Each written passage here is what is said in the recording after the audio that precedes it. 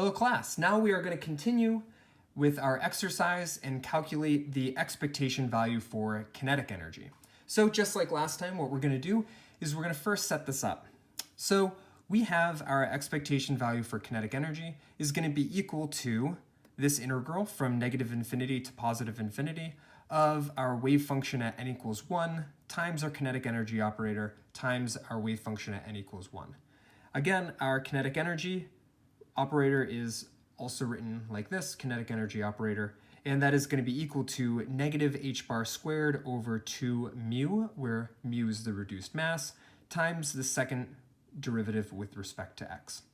So just like last time, what we're going to do is substitute in our wave function at n equals 1, which is 1 over root 2 times the quantity alpha over pi raised to the 1/4 times the quantity 2 alpha raised to the 1/2 times x times e raised to the quantity alpha x squared over 2. So that appears here for our wave function and then appears again after the kinetic energy for our wave function. Kinetic energy operator is shown here, negative h bar squared over 2 mu times the second derivative with respect to x. So what we're going to do is clean this up again, just like for the potential energy, and we're going to start with just taking out everything that doesn't have x in it, which is this quantity here, 1 over root 2 alpha over pi raised to the 1/4, 2 times alpha raised to the 1/2, those two values again in the other wave function, and also negative h bar squared over 2 mu. So if we bring all of that out and put it before the integral, it starts to look like this. And what we're left with inside the integral is x times e raised to the quantity negative alpha x squared over 2 times the second derivative with respect to x of x times e raised to the quantity negative alpha x squared over 2. So let's put the integral aside and take care of these coefficients, or these constants. So our coefficients, we have 1/2, 2 squared, and 1/2. Multiply all those together, we get 4 over 4, which is equal to 1. So these coefficients, 1/2, 2 squared, and 1/2, all cancel and go away.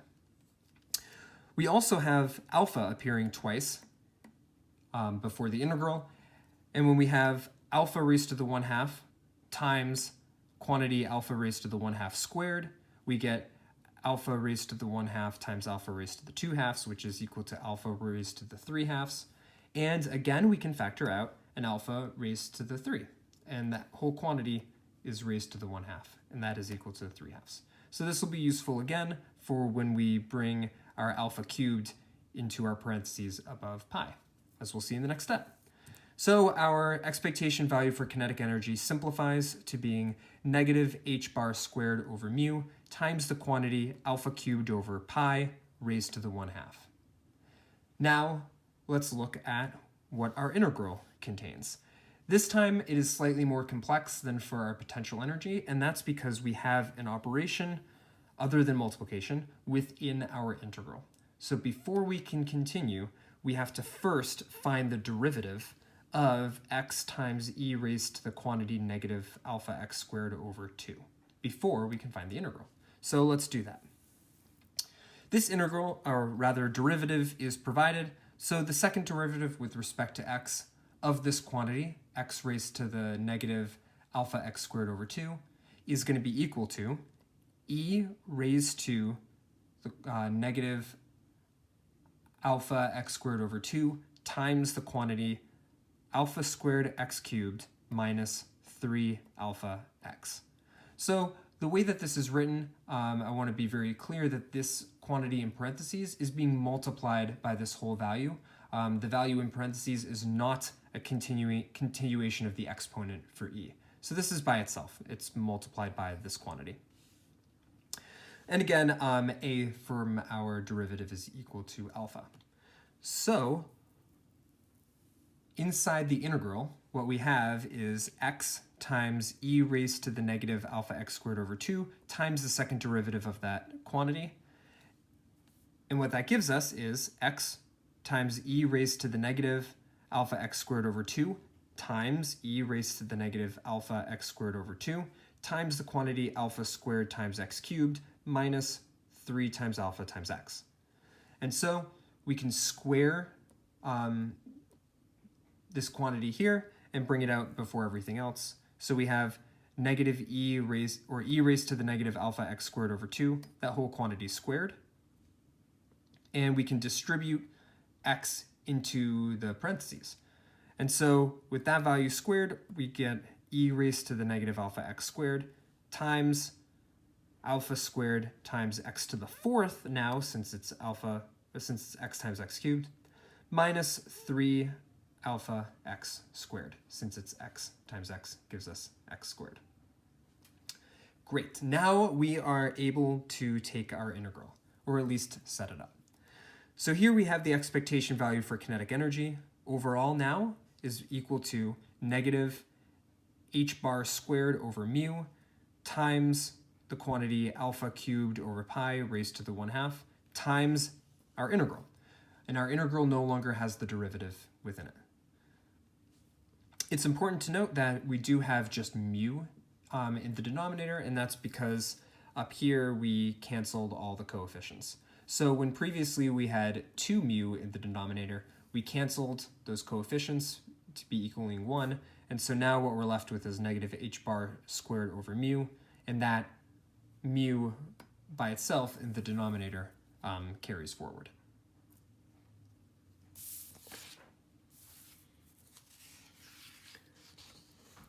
So before we take the integral, what we're going to want to do is distribute the quantity e raised to the negative alpha x squared to these two components inside the parentheses. So what we're going to want to do is distribute this entire quantity here. And when we do that, we're left with alpha squared x to the 4th times e raised to the negative alpha x squared minus 3 alpha x squared times e raised to the negative alpha x squared. The next step is to actually separate this integral out into two components. And when we do that, what we're left with is negative h bar squared over mu times the quantity alpha cubed over pi raised to the 1/2 times the integral from negative infinity to positive infinity of alpha squared x to the 4th times e to the negative alpha x squared. So that's by itself minus the integral from negative infinity to positive infinity of 3 alpha x squared times e raised to the alpha x squared. So now what we need to do is solve two integrals, and we're going to use the same equation as we did last time, except we're going to do it twice. So on the left side, we're going to solve the integral of alpha squared times x to the 4th times e raised to the negative alpha x squared.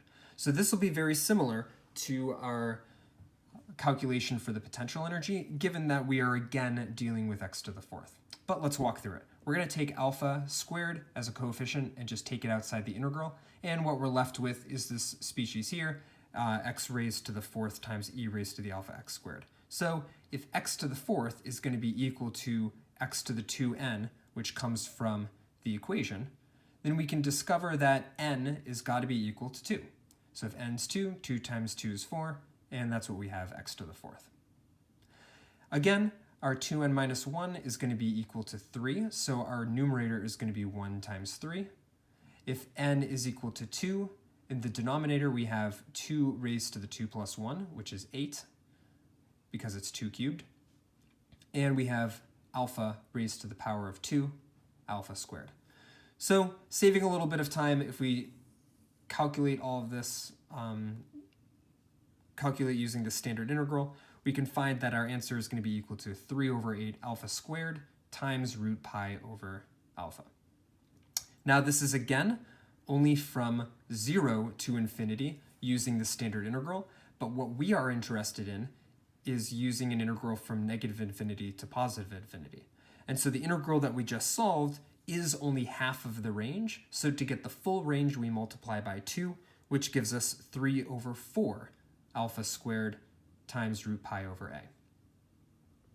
And we can bring in, or rather bring back, our alpha squared that was before the integral and multiply it by our answer, 3 over 4 times alpha squared, and we can see that alpha squared cancels with itself to give us a final value of 3 over 4 times root pi over alpha.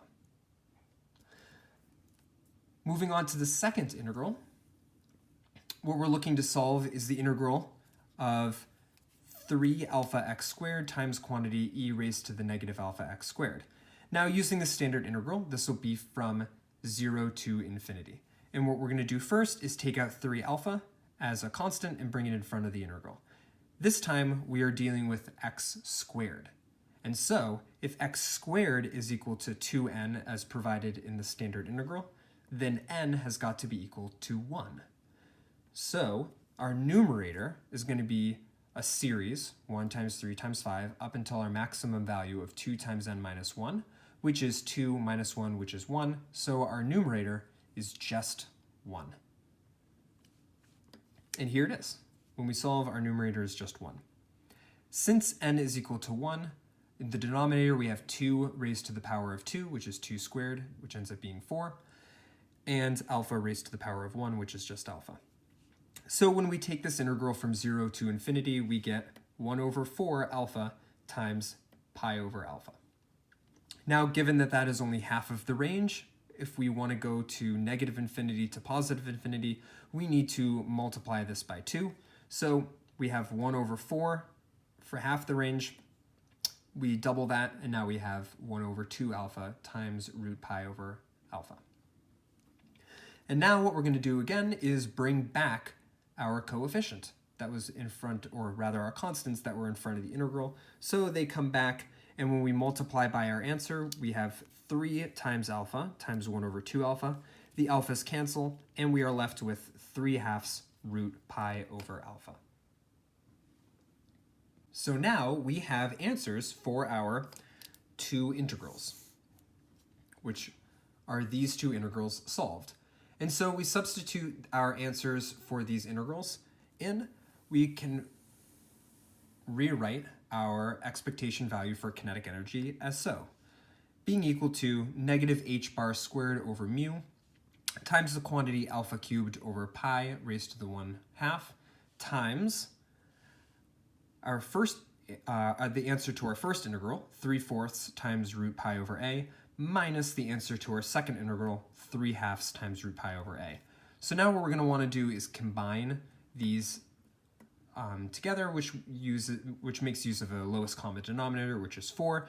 And so we make that correction. We have 3/4 root pi over alpha minus 6/4 root pi over alpha, which gives us an expectation value for kinetic energy being equal to negative h bar squared over mu times the quantity alpha cubed over pi raised to the 1/2 times negative 3/4 root pi over alpha. Our negative, and before that h bar, cancels with our negative coming from the integrals being solved, and we get this final equation here of our expectation value for kinetic energy is equal to h bar squared over mu times the quantity alpha cubed over pi raised to the 1/2 times 3/4 root pi over alpha. And so just like last time, we need to clean up our answer. So we have alpha showing up twice in our answer. So we have alpha raised to the 3 times 1/2 gives us alpha raised to the 3/2 in the numerator, and alpha raised to the negative 1/2 to account for the alpha in the denominator. These combine to be equal to alpha raised to the 3/2 minus 1/2, which gives us alpha raised to the 2/2, which is just equal to alpha.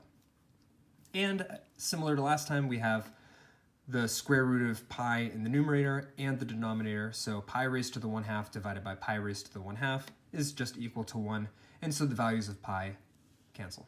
So our expectation value for kinetic energy cleans up nicely to being equal to 3/4 times h bar squared over mu times alpha. Again, alpha is equal to a combination of constants, the square root of our spring constant times the reduced mass divided by h bar squared. So we make this substitution, and we get our expectation value for kinetic energy is equal to 3/4 h bar squared over mu times root k mu over h bar squared. And so we need to clean this up a little bit further. H bar is going to simplify to being equal to h bar squared divided by the square root of h bar squared, which is just equal to h bar squared over h bar, which is just equal to h bar.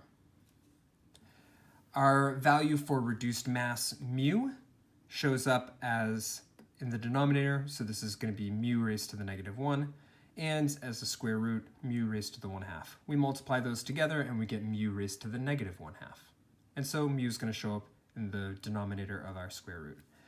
And so here we have our value for our expectation value for kinetic energy being equal to 3/4 times h bar times the square root of k over mu.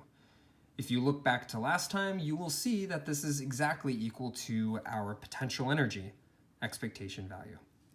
They are equal to one another, and they are both equal to 3/4 h bar times the square root of k over mu for our wave function at n is equal to 1.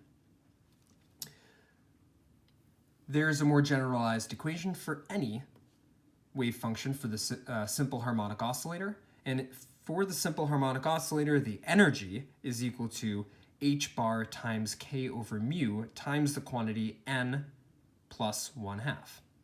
So let's check to see if this works for our system. For psi sub 1, n is equal to 1.